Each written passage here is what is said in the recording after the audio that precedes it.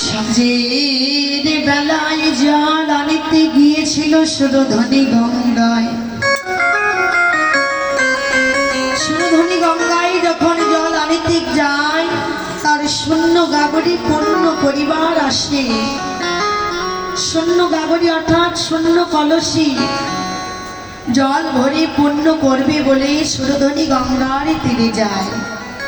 কিন্তু বাবা, সুরধনী গঙ্গার তীরে যখন গেলে, হঠাৎ যখন তার শূন্য গাগরি পূর্ণ করবেন বলে গঙ্গায় নেমেছে, হঠাৎ করে তার নয়ন পড়ে গেল আমার গৌর রূপের পানে। দুটি বাহু প্রসার করে দাঁড়িয়েছে তিরলির আলো করে। ওই রূপকে দর্শন করে যেন বিষ্ণু প্রিয়ার জল ভরা হলো না,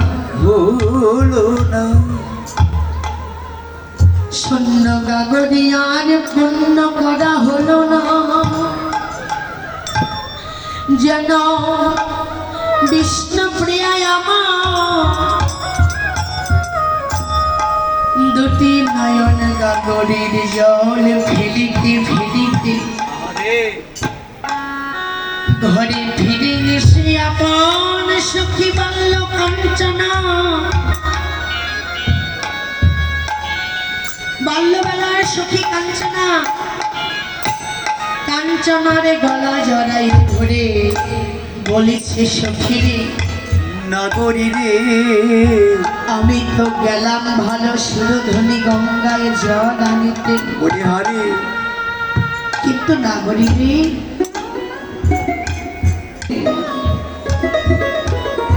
কিন্তু ওই শূন্য গাগরি যখন পূর্ণ করব বলে আমি গঙ্গায় নেমেছি, হঠাৎ করে গৌর রূপের পানে আমার নয়নে পড়ে গেল নাগরী। আমার আর জল ভরা হলো না। নাগরী, আমি তো জানি না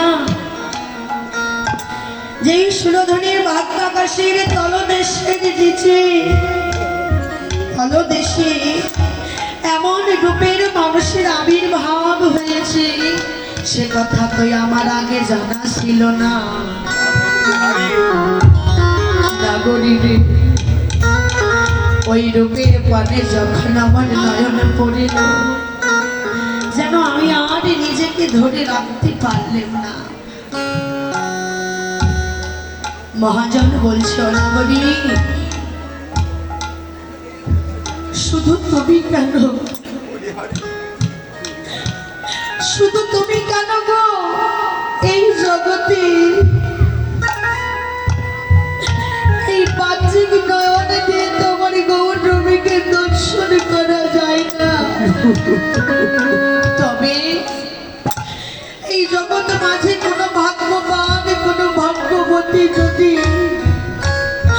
তার এই হৃদয়ের নয়নে মেলে, এই হৃদয় মন্দিরে একবার আমার গৌর রূপকে দর্শন করিতে পারে, নাগরী রে, আর তো সেই একই দশা হয়। কি হয় জানো নাগরী, শোনো শোনো, ওইলো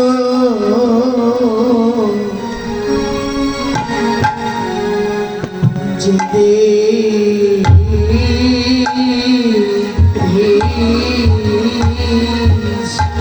বলি হরে,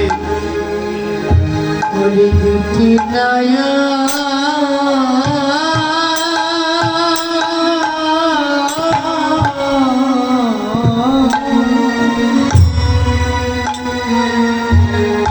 দুটি নয়ন কোলে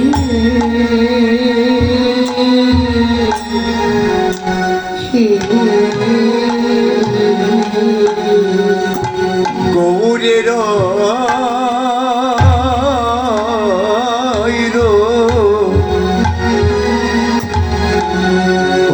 একবার যে দেখেছি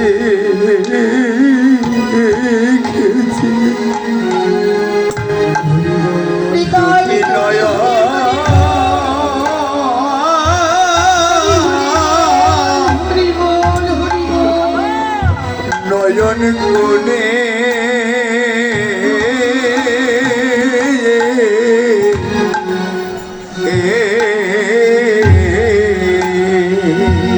গৌরী হরি বলো ওই রবিতে দেখি দেখেছি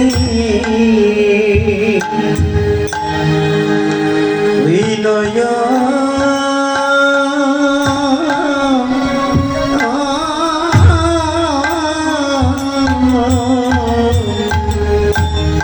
নয়ন গুলি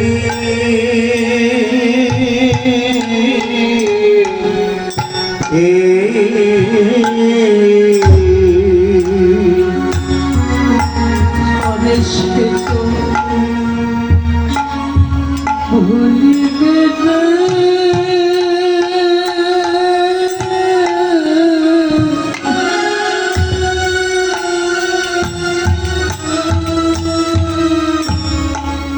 অনে ভুলিবে না।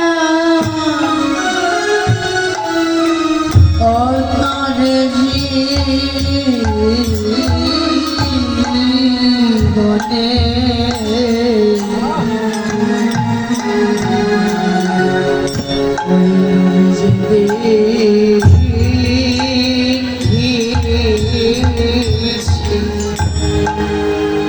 ঘরে দুটি নয়া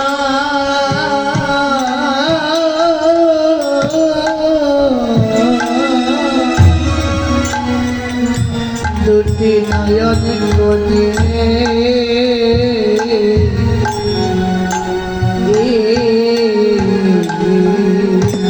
ওরে ভুলিবে না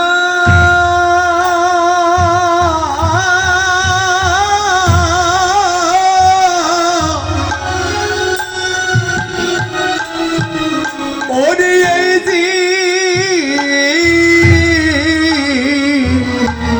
এই জীবনে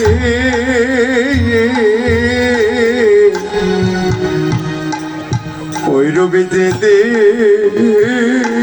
দেখেছি